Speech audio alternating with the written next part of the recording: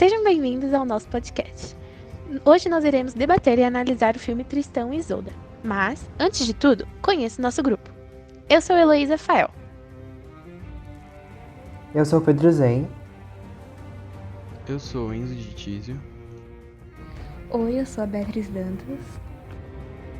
Eu sou a Maria Júlia. Agora que você já nos conhece, vamos lá. O filme Tristão e Isolda, de 2006, é uma produção de Moshe Diamond, com um roteiro escrito por Diane Jorgalis, inspirada na versão definitiva da trama, publicada por Joseph Badger lá no século XIX, onde o autor juntou em apenas um livro todas as versões orais da história. Mas isso você vai entender mais pra frente. Dessa vez, o roteirista opta por uma versão não tão fantasiosa como a narração original. O resultado é interessante e agradou grande parte do público, pois mesmo com mudanças, a base da trama permanece a mesma, e o cenário onde ela se passa também remete ao da história original. Esse romance é uma história de cavalaria da Alta Idade Média, que teve sua versão original escrita muitos anos atrás, quando se tinha como objetivo trazer lazer aos membros da corte e a pessoas importantes. Por isso, os personagens trazidos na história eram sempre muito idealizados na base da perfeição, para que pudessem agradar ao máximo o seu público. Agora, entenda um pouco mais sobre o cenário histórico em que o filme se passa. Tristão e Isolda é uma lendária interpretação literária sobre o romance medieval entre o cavaleiro Tristão da Cornualha e a princesa irlandesa Isolda, com provável origem em lendas célticas que eram passadas de uma pessoa para outra pela oralidade, as cantigas, um compilado de histórias ouvidas no noroeste europeu. A narrativa se passa na Europa da Idade Média, onde as tribos guerreavam pelo poder depois da queda do Império Romano do Ocidente. De um lado, temos os britânicos, que lutavam pela união dos povos saxões, e do outro estão os irlandeses, que buscavam conquistar o poder de toda a região em conflito. E esse é um dos pontos que a história retrata. Suas primeiras versões escritas datam em torno do século VII, onde os trovadores de língua francesa Tomás de Inglaterra e Barrow as escreveram.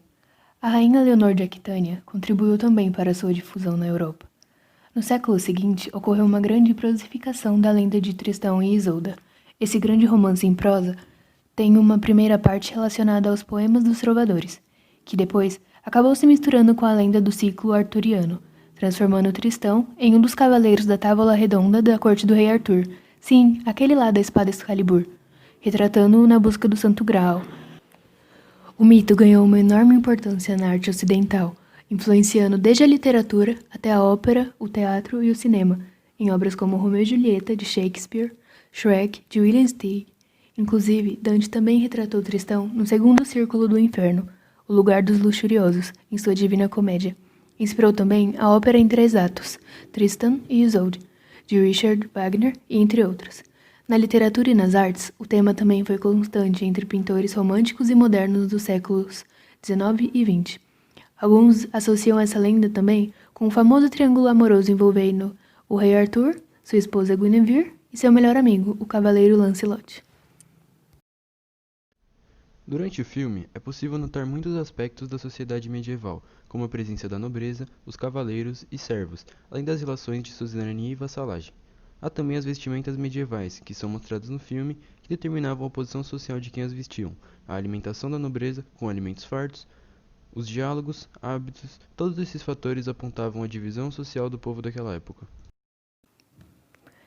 Nota-se também um grande caráter militar, mostrando a educação dos jovens da nobreza voltada principalmente para a formação de cavaleiros. Armar-se cavaleiro e ingressar na ordem da cavalaria era um privilégio que todo nobre desejava. Na educação do cavaleiro, era ensinado também o ideal heróico, constituído de honra, lealdade e coragem. São também evidenciadas as culturas dos povos, uma mistura de religião pagã com o início da recente dominação cristã. Rituais fúnebres são mostrados no filme, como o que ocorre após a morte de Tristão e seus companheiros cavaleiros, além da forte presença do misticismo na história. Como já dissemos antes, na história há um forte ideal cavalheiresco que é muito presente na literatura medieval em geral. Outra característica desta é a presença de um tipo de amor cortês, que se instalava a partir do momento em que o terceiro cavaleiro passava a cortejar a dama casada. É um amor infeliz, marcado por obstáculos e sofrimentos. Em pleno feudalismo, trata-se de um embate em que o amor é contraposto ao casamento arranjado. Esse amor adulterino destoa da moral católica teocêntrica. No amor cortês, morre-se de amor e por amor. O amor é mortal, como diz Rogemont, um escritor suíço. Amor e morte, amor mortal. Se isso não é toda poesia, é, ao menos, tudo que há de popular, tudo que há de universalmente emotivo em nossas literaturas, em nossas mais antigas lendas e em nossas mais belas canções.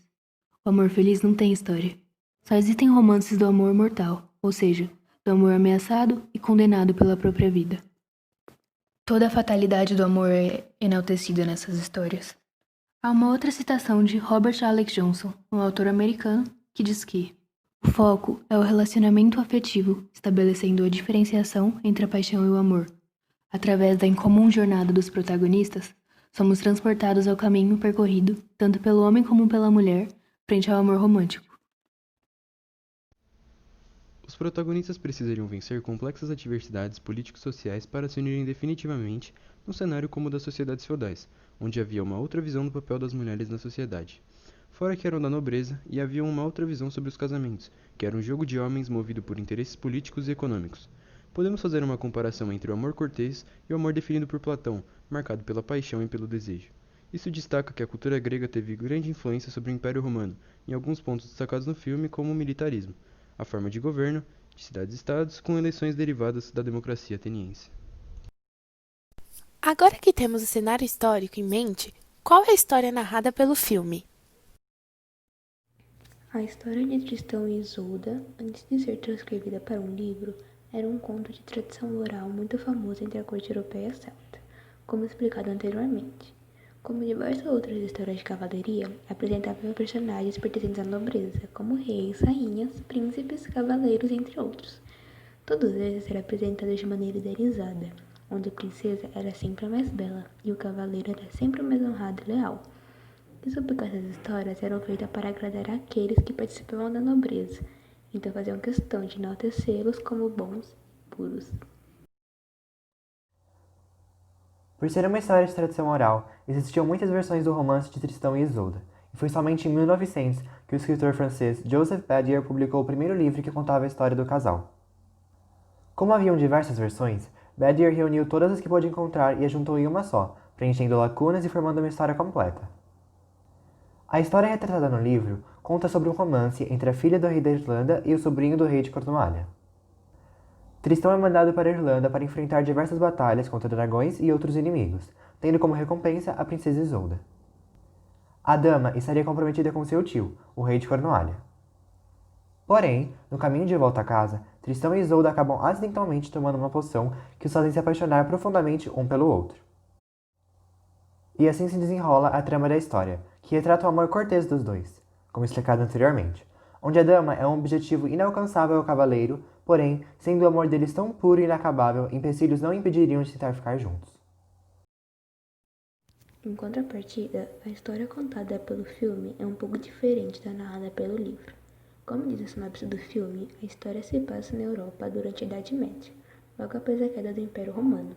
Durante um ataque, Tristão, quando ainda pequeno, teve a sua família inteira assassinada por guerreiros irlandeses, que conspiravam contra a união das tribos às quais Tristão e sua família participavam. Então, Tristão é adotado pelo seu tio, Lord Mark, e cresce para ser um dos melhores guerreiros de toda a sua terra. Em outro combate, quando já mais velho, ele defendia seu povo de invasores irlandeses. Tristão é erroneamente considerado morto e é mandado ao mar em uma cerimônia de funeral. Porém, ele ainda está vivo e é resgatado na costa irlandesa por Isolda, filho do rio Downshire, o maior inimigo de Tristão. Lá eles se apaixonam profundamente, sem saber que viviam em lados opostos de uma mesma guerra. Após serem separados, o destino une eles novamente, quando Tristão é obrigado a participar de um torneio organizado pelo rei da Irlanda, onde o prêmio é a mão da sua filha. Sem saber quem era Isolda, ele ganha um concurso em nome de seu tio, e acaba concedendo a mão de sua amada a ele. A partir disso, os dois vivem um amor escondido, que tem o poder de levar à ruína aqueles que estão em sua volta.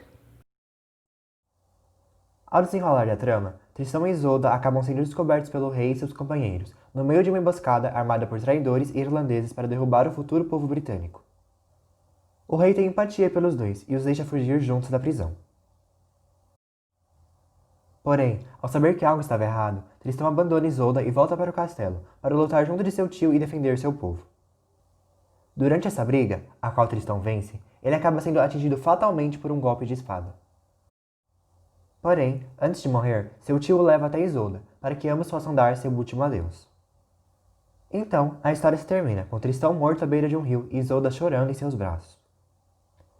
De acordo com o filme, os britânicos teriam vencido a batalha e unificado suas tribos de uma vez por todas, formando a Grã-Bretanha. Após a morte de seu amado, Isolda haveria feito um memorial a ele, onde plantou flores e árvores que nunca morreram. Depois disso, Isolda havia desaparecido e nunca mais sido vista. Por mais que essa história seja considerada um conto de romance, não devemos nos confundir. Romance era um gênero literário, sendo essa considerada uma história de romance de cavalaria medieval. A verdade é que a história do casal acaba em tragédia em vez de felicidade, já que eles não terminam juntos ou felizes para sempre, como é esperado. A narrativa relata uma trama que envolve ambos os extremos lados das emoções humanas, o amor e o ódio. Por pertencerem a lados opostos de uma mesma guerra, ambos são impedidos de ficarem juntos, mesmo que eles se amassem profundamente e puramente. O ódio e a rivalidade entre as terras que pertenciam fez com que o relacionamento entre ambos fosse considerado fora de questão, já que o próprio pai de Isolda odiava Tristão, e esse também o tinha como seu maior inimigo. Tristão, dominado pelo ódio, não teve coragem de abandonar a sua luta para ficar com a sua amada, e Isolda nunca poderia ter a liberdade de se casar com um cavaleiro, já que o matrimônio nunca seria aprovado pelo seu pai, que também estava cheio de ódio. Com isso, o amor de Deus é sufocado por uma guerra e morte, o que acaba levando ao final trágico que o filme tem. Após toda essa análise, podemos concluir que a paixão dos jovens oscila entre o recuo e o avanço, entre a culpa e a coragem. Em Terra, Tristão e Isolda viveram seu amor na medida que lhes pareceu possível. Viveram tão intensamente que ultrapassaram os limites do que é terreno e partiram juntos num périplo para a imortalidade. Espero que tenham gostado do nosso podcast e até mais!